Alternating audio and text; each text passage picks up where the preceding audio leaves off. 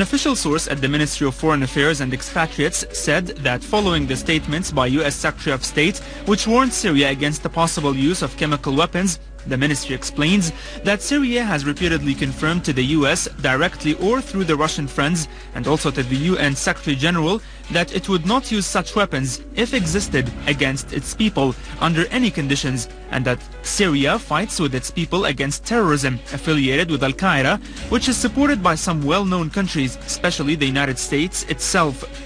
The source added that Syria calls on the U.S., which was the first country in history to use the nuclear weapons in 1940 against Japanese cities, to stop fabricating such things that aim at misleading the American and international public opinion and to deflect attention from its involvement in intervening in Syria's internal affairs in terms of providing the terrorist groups with financial, logistic, and political support.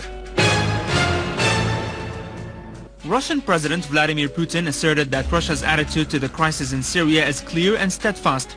Russia calls for a quick end to violence and does not want a recurrence of the mistakes of the recent past by the West in other countries.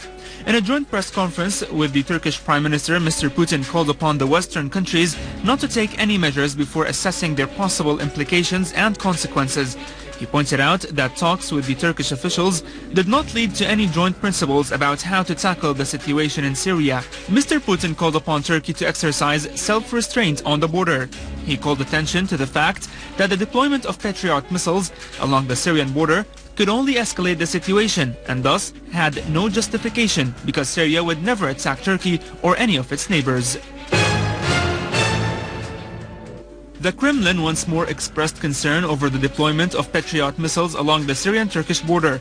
The spokesman of the Russian presidential office, Mr. Dmitry Peskov, affirmed that weapons and fighters were being taken to Syria across Turkish territory. Peskov said Russia rejected Turkey's intervention in Syria's affairs. The Russian attitude to the crisis in Syria is different from the Turkish attitude. The Russian Foreign Ministry asserted that the extremist Syrian opposition continued to receive large amounts of weapons. The Deputy Foreign Minister, Mikhail Bogdanov, said that the militarization of the conflict in Syria was creating grave concern in Russia because it would not help the efforts to calm the situation in order to reach an immediate and comprehensive ceasefire. Mr. Bogdanov added that the extremists were obtaining very dangerous weapons, including anti-aircraft Stinger missiles. Syrian army units killed and wounded dozens of terrorists in several towns and villages in the Damascus countryside and destroyed their equipment and ammunition. An official source said that the army killed armed men in the area of Al-Corniche in Bariya, including Ahmed Alayan and Maher Hamoudeh. Another unit destroyed 3 vehicles carrying heavy machine guns in Misraba and killed several terrorists. Other terrorists were also killed in Al-Mleha. In eastern Al-Ghouta, several armed men were also killed, including some of their leaders. In the Hama countryside, a Syrian army unit killed and wounded a group of terrorists who tried to attack citizens and security forces. 3 of the terrorists' leaders were killed. They belonged to a Qaeda terrorist group. 4 rocket launchers were also dismantled along the Homs-Hama highway. In Homs, a Syrian army unit confronted al-Qaeda-linked armed men that tried to attack 2 police checkpoints in the neighborhoods of Souq al-Ghanam and al-Mukhtariya, inflicting heavy casualties among them. Another Syrian army unit destroyed a terrorist hideout in Hoshk Farnan in Al-Rastan countryside, killing many of the terrorists and injuring others.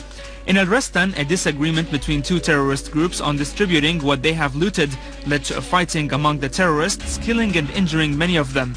Meanwhile, a bus carrying passengers on the international road of Damascus-Aleppo came under fire by snipers from the terrorists near Talbise, injuring 2 passengers.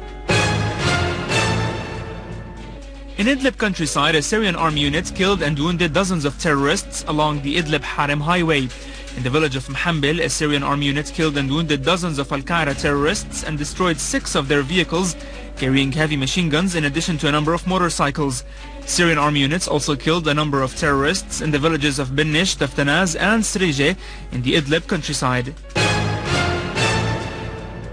After several days of complete silence, Uqab Saqr, the MP from Al-Mustaqbal current in Lebanon, admitted his involvement in the conspiracy against Syria. He admitted the authenticity of the records published by the Lebanese paper Al-Akhbar and telecast by the OTV channel. The records gave details of his contacts and conversations with the terrorist groups who he sent money and weapons to. Awqab Saqr has been absent from Lebanon for a long time. The People's Assembly resumed its session and listened to the answers of the Deputy Prime Minister for Economic Affairs, Minister of Internal Trade, Dr. Qadri Jamil, about the high prices of basic materials in the local markets and the lack of monitoring mechanisms to stop the rise of prices. Members stressed the necessity of reviewing banking laws and the necessity of sending patrols to the markets supported by security forces. They also called for efforts to reduce the effects of the unjust economic sanctions imposed on the Syrian people. They also called for addressing the problem of the electricity cut-offs.